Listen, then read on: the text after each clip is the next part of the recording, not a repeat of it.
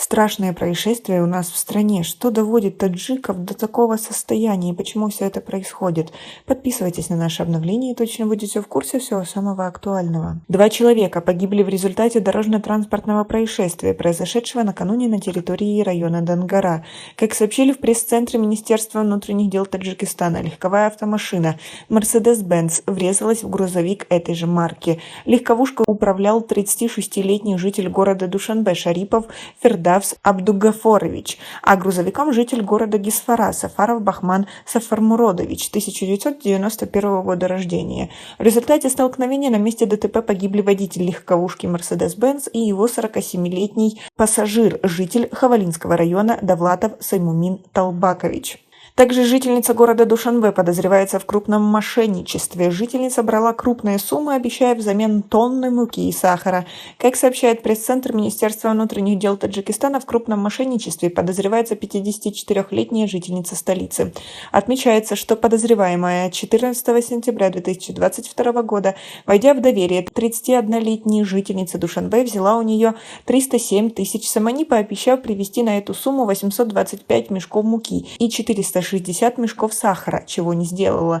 Также, обещая привезти крупную партию муки и пшеницы, предполагаемая мошенница взяла 328 тысяч самани у другой жительницы столицы. По данным фактам проводится соответствующее расследование, сообщается в правоохранительном ведомстве. Как вы относитесь к таким происшествиям? И к тому, что люди, зная о тяжелой ситуации в стране, о том, что некоторые даже голодают, все равно поступают так с другими. Свое мнение напишите нам, пожалуйста, в комментарии. А почти 800 тысяч отдала на развитие бизнеса жительница города Бустона, ранее судимой жительница города Худжанда. Как сообщает пресс-центр Министерства внутренних дел Таджикистана, в отношении 31-летней, ранее судимой жительницы Худжанда возбуждено уголовное дело.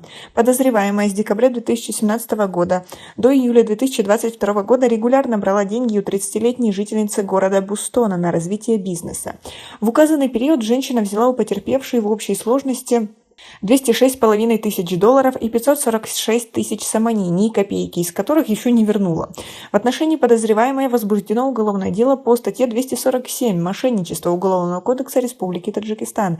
Ведется следствие, сообщает правоохранительное ведомство. Не менее страшное событие произошло в Душанбе. Там наказали мужчину, который попал на видео в момент избиения своего малолетнего сына. Виновник оштрафован. Как сообщает в пресс-центр Управления МВД Таджикистана по городу Душанбе, 10 октября в соцсетях было выложено видео, где мужчина избивает ребенка, что вызвало бурю возмущения со стороны пользователей социальных сетей. Отмечается, что в ходе проведения оперативно-розыскных мероприятий была установлена личность героя видеоролика.